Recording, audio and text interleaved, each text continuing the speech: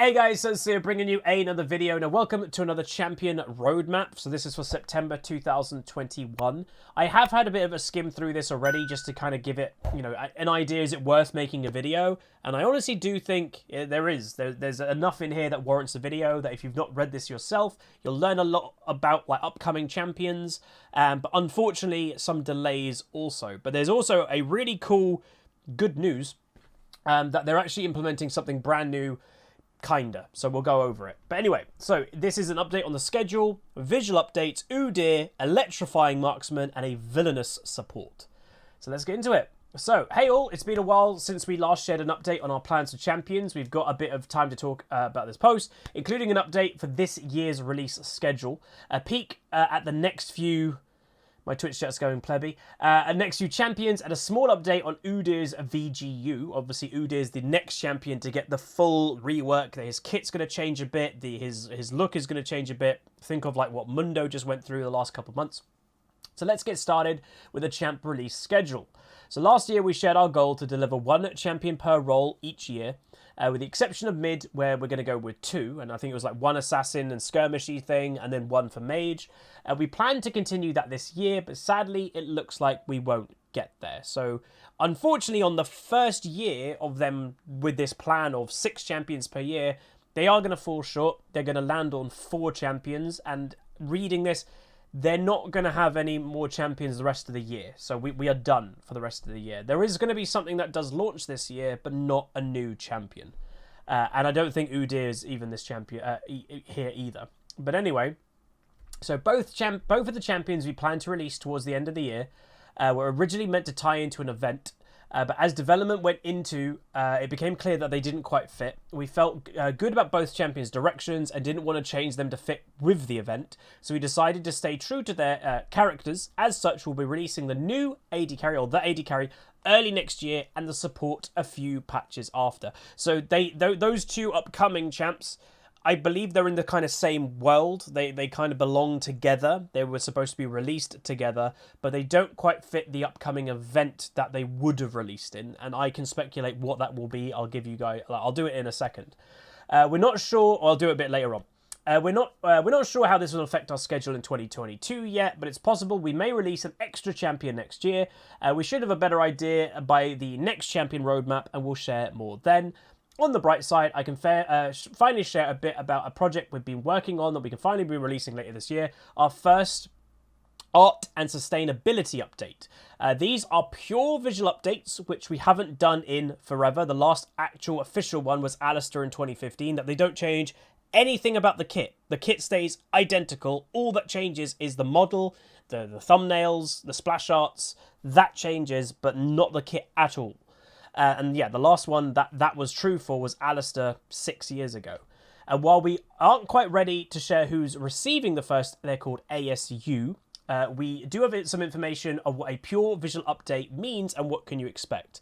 So yeah, I will say, it is weird to me that they are saying we're not ready to share who is getting the first one, but we kind of know who already is, basically.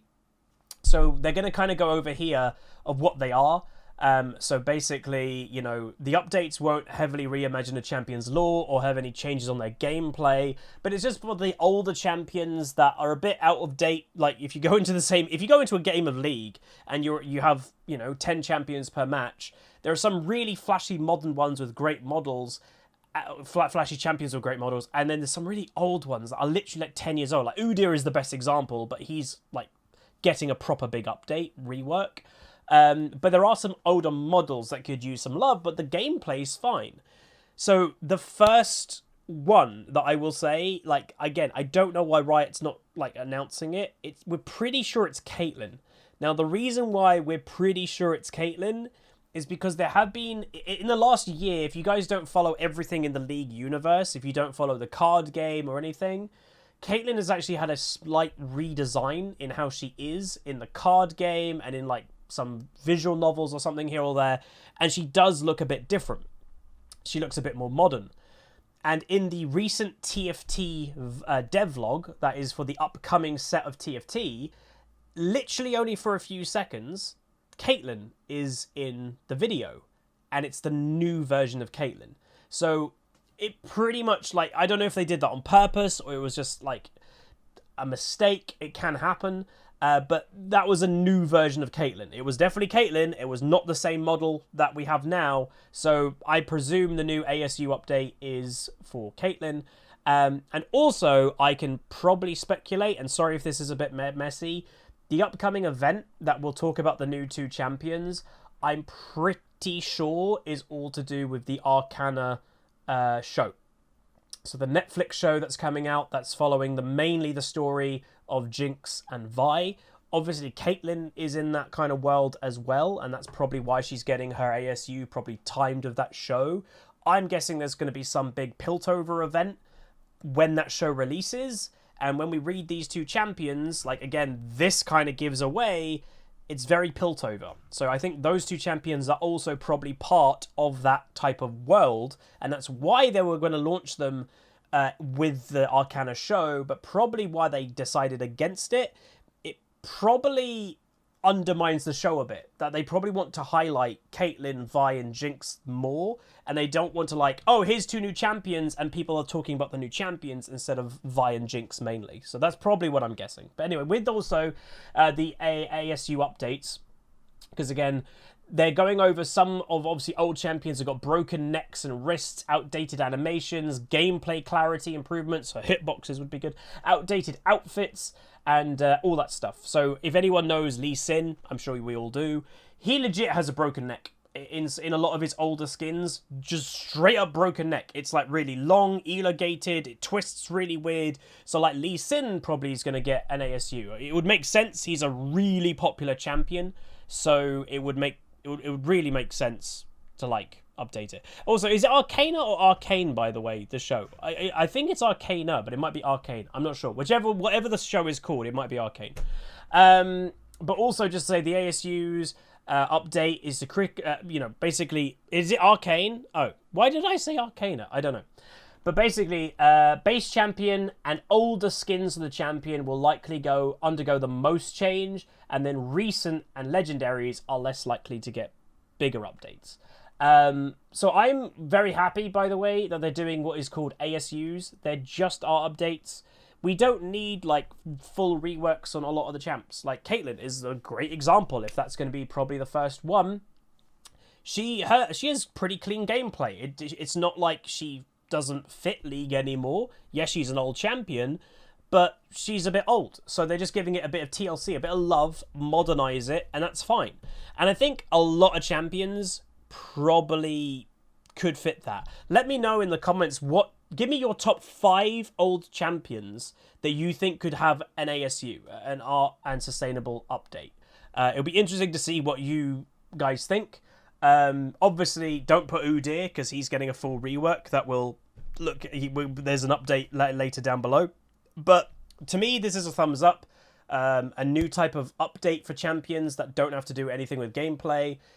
Because, yeah, there are a lot of champions that just look a little bit too old. I think Shaco could probably do an ASU. His gameplay, I'd say, is still pretty modern feeling in League, but he's really old looking, so Shaco could be a candidate as well. Malphite, yeah. Cho'Gath, the Twitch chat has given me a couple. Cho'Gath's probably a really good one, actually. You could really change the champ, like, to be a lot more Void monstrous. That would be kind of sick. Tryndamere, yeah, for sure. All right, so there's that. Next up, let's talk about the new upcoming AD carry. It's called Ride the Lightning, and you'll probably, like, spot a theme here. So the first thing is, as you can see here, it's kind of inventory, kind of like Heimer schematics. Again, I think both of these upcoming champions are Piltover, inventory type champs, or in that world. So we have an electrifying start to 2022 with a brand new bot lane marksman who has been charging up and is he's rearing to finally get on the rift. We wanted to create a kinetic marksman who's always on the move, pulsing with sparky determination. As obviously the language that they're using, he's an electric champion like probably Kennen, or uses electricity anyway. A champ who plays the game at a machine gun pace and brings the feeling of a shooter game to the roster. We also really wanted to explore more unique basic attack concepts in League. So marksmen are auto-attack champions by nature, and we've experimented with altered autos in the past with Graves with his shotgun, Xayah, I guess with her feathers, I don't know. And Jin obviously with his 4-shot mechanic. For this new champion, we wanted to re-explore the role of the basic attack in a marksman's kit, marksman champion's kit, and see if we could completely turn its purpose around. I'm getting amped just thinking about it, and if you are as well, get ready for the new hyper champion very early next year. I would guess, and this is just a huzzy prediction, I don't know anything ahead of time. Like, again, I do get told things ahead of time, but I know nothing about this champion. I'll probably find out little things about this champion like December, probably, if he's coming out in January. My guess is all the clues that they're giving here. Obviously, he's electric, or he's got like a machine gun that uses electricity. My guess, though, is that they're talking about the different type of auto. What about a skill shot auto attack? I don't know how that would officially work, but you actually have to aim your auto attacks, because they're even saying that they want him to feel like a shooter game. They want him to feel like a shooter game. Machine gun kit, altered different auto attacks that repurpose them completely.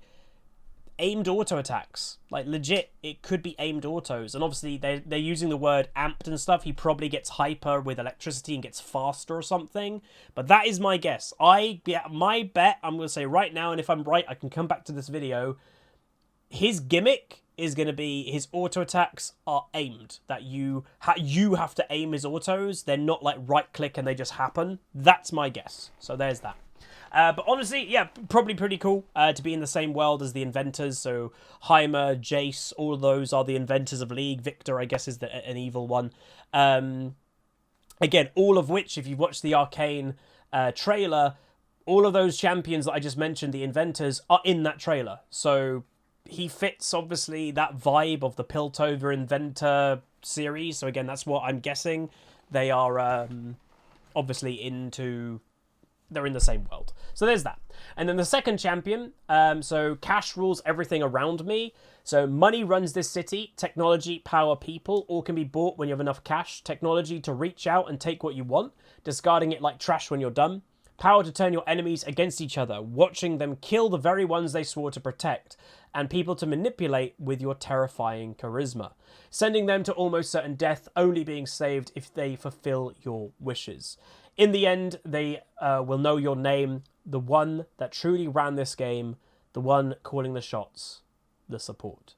So when I read this myself, I was pretty hyped. So this is the next support that's coming out, obviously, once again, in the Piltover world, but probably the underworld of Piltover, the criminal part of Piltover. That this guy is probably like a gangster. You know, thinking like the Batman comics, or yeah, Gallywix from the Warcraft universe, a bit like that, or the Warcraft universe, you know, the mafia guys in Batman comics. It has this vibe. So like, he's a villain support. Softpaw 1487, thank you much, dude, for the 34 months tier 1. But yeah, so this to me sounds awesome. A more villainous support. We don't have many villain supports. Like, is truly... Someone obviously can correct me if I'm wrong, and that's the handy thing about being live. The only actual villain support we have, is it Pike? Is that the only villain support? Like, I guess Brand, technically, because he wants to see the world set on fire. But, like, he's really old. He could do with a visual update, let's be honest. Swain? Okay, Swain kind of counts, I guess, because he is a support nowadays. Thresh, I guess. Okay, there are a couple villain supports. But this guy seems maybe a bit different. Like, obviously, when they've used the word terrifying charisma, one support or one character springs to my mind, and that's Rakan. Very charismatic, very good at talking, but obviously Rakan, I think, is a good guy. If we're going to have a charismatic, very quick-talking, maybe even mafia-type support, I think it's going to be sick. So I am all for this. Obviously, we don't know anything more about this character, but it's quite funny. Like, you know, each champion has a call sign. So, like, you know, it's actually hard for me to remember. Like, Caitlyn, the something sheriff or whatever, they have a title. This guy could be just called, like, Bob, the support. Like, his title looks to be maybe it's just the support. And again, that also, if you think about it, if he's a mafia vibe when it comes to the support makes sense. Because a lot of the time with mafia world and characters, they give money out, they do loan sharking, so like he is the support, he supports people financially, so there's even that element to it. So my first guess is electrifying AD carry. His unique mechanic is going to be aimed auto attacks, that's my guess. And then for this guy, I'm guessing he's going to be Mafia. I think he's going to be underworld boss in the Mafia world of Piltover, and I am all for those two people. Both those characters, both of them sound really good to me, a little bit unique, a little bit different, and that's what we want. So hell to the yeah. Then finally, UDYR, our very own kind of Thor-looking character, I guess. We made a lot of progress on UDYR's VGU since we last checked in. We're planning to do another blog early next year with a lot more info, probably his actual kit or what it's going to be. But we wanted to talk about a couple small things. So the first thing is his antlers. We wanted to share a last update. Many of you liked where the hair landed, but the antlers were a talking point. We discussed your feedback and decided that it was important to keep the antlers because they add a unique differentiator for his silhouette and readability, which is quite important because otherwise he's just a dude. And because they provide a focus for his druid powers or druidic powers. However, we agree that the designs needed work because they were large and demanded a lot of attention. So we started with a new spread of antlers. All right, so what is everybody's? Again, comment down below or say live on Twitch right now. What's everybody's favorite out of these 6? I would probably say, for me, B is probably my favorite, and then maybe F. Yeah, B or F, I would say. So people in Twitch chat, E. Which one's E? God damn it, you pleb. B, F, E. Okay, so E, to be honest, E for me is a bit too busy. Like, he's going to have a lot going on in his kit, and I think E is just a little bit too busy for me. I think B is, like, enough busyness. So, personally, I would say, yeah. All right, so, let's see what else. Oh, there he is. We thought option B was the most promising. There's that. So, again, I liked B or F. We pursued that design. We think we've landed on something cleaner, more natural, and a little more druidic focus and less sharp weapon. We also wanted to add something to UDYR's design that expressed the friendship he cultivated with Lee Sin while in Ionia. To do this, we added a head wrap given to him by Lee Sin that now he uses as part of his hand wraps. Oh, that's a really cool detail. That's Lee Sin's head wrap right there. Oh, I like that. See, that to me, right now, is called world building. That is how you world build, is those little details. Oh, that's fantastic. But that is UDYR, everybody. That is what his design is. I will just very quickly say, hell yeah. I like it. You know, to me, he kind of gives that more Nordic kind of Viking god vibe. And obviously, he's a rune terror. I don't even know what he is, if he's just a rune terror druid or a demigod. I don't know, but like, I like it. You know, recently there was a controversy, if you will, in the world of God of War, that they announced the next, or showed what Thor in the upcoming God of War 2 game is going to look like, and he's like a fat strong man, and a lot of people are like, what the hell, man, that ain't Thor. The thing is, though, that is Thor. In all, like, proper Nordic mythology, Thor was not some six-pack hunk, like, macho man like Chris Hemsworth. That's the Marvel Thor. All the Nordic gods were big fat dudes that were really strong. And a great way of kind of comparing it, if any of you follow or have never seen or want to just Google it, strongman. Look at the strongest men on the earth today. They compete in strongman competitions. They're all pretty fat dudes with big bellies that are just really big and muscly and strong as well, but they have bellies because it's a power belly. Like, weight moves weight also. So the fact that they went that direction with Thor in that is correct, and that's what he should kind of be, and that's kind of the vibe they're also doing with UDYR. So I am all for it. Yeah, like, look at Eddie Hall, obviously the Mountain, when he was competing as a strongman, Martin Lisis, all of them. Again, I follow strongman quite a lot. They all, at their peak of competing in strongman, are quite fat. A lot of them, sure, when they're not competing, they can lean and look a little bit better and a bit more like muscular bodybuilder way, but they're pretty fat dudes with muscle. And a lot of them have a six-pack with also having a belly. It's really weird to see. But anyway, in UDYR's last devlog, we shared the idea of evolving UDYR's theme by making each of his stances associated with a Freljordian demigod. Your response was overwhelmingly positive, which got us even more excited by the prospect of connecting UDYR to Runeterra in a much stronger way. We've decided to lock in this direction, and we can't wait to talk to you more in the next vlog. So, hell yeah, dude. And these are the examples of what it's going to be. So right away, lightning, that is the bear stance, volley bear, demigod, obviously, in that world. That is the boar, I guess, for Ornn, fire. Is he a boar? He's a boar, right? So that would be the fire element, that's boar. The bottom right is Anivia, ice. All of these are demigods. What's that one? Does anybody know what... Or is he a ram? Okay, Ornn is a ram, apparently. Okay, there you go. So you've got bear, lightning, fire, ram, phoenix, ice. What's this one? What's like the kind of liquidy looking one? Does anybody know? Because like here's these, by the way. So you've got the phoenix. You've got... Ooh. What's that one? That must be... So wait. You've got... Phoenix is that one. Bear. Is that a bear? I guess that's a bear. It kind of looks like a bear, I guess, from the side profile.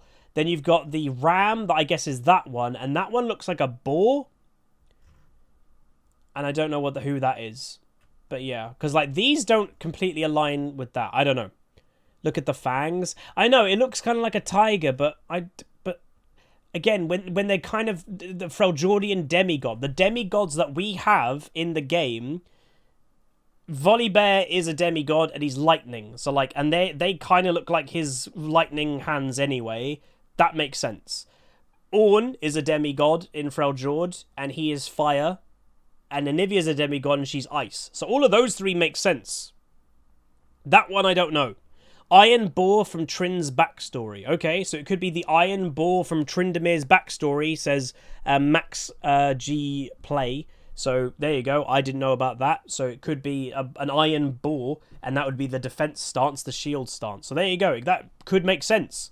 So again, it literally could be iron boar, or the ram, the fire ram. That has to then be the bear, like for Ornn. Sorry, for Volibear, and that has to be the phoenix for Anivia. So there you go. And that's everything. So that's all we got for today. So overall, I'm very excited by anything new that we get, obviously. You know, even though I do think that we potentially have already too many champions in League, new champions undoubtedly do breathe a fresh air sense in League of Legends, and obviously we're going to get a new AD carry and a new support, so it is what it is. But I'm also very excited about this, the art and sustainability updates, that we're taking old champions and updating them, not by gameplay, because some of their gameplay is fine, but they're giving them a new look, and I'm all for that. And, you know, again, we think Caitlyn is the first one. But obviously we are also getting, like the UDYR, a couple full reworks also. I don't know what's after UDYR. I don't know if we've voted it yet. I'm not sure. But honestly, I'm very excited. But, oh yeah, here also, just as the final thing.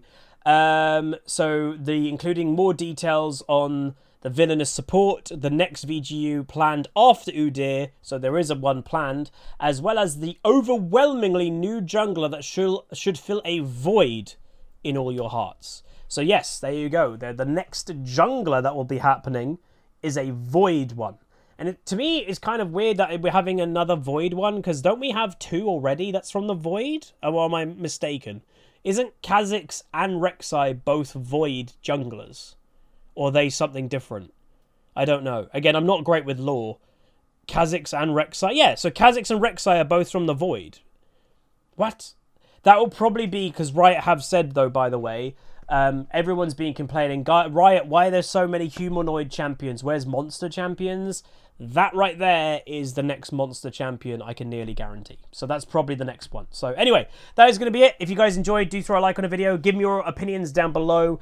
I'm very excited by a lot of this stuff. But yeah, comment down below, like, subscribe also if you're not. Ding the bell and turn notifications on to all if you want to make sure you keep up to date with the videos.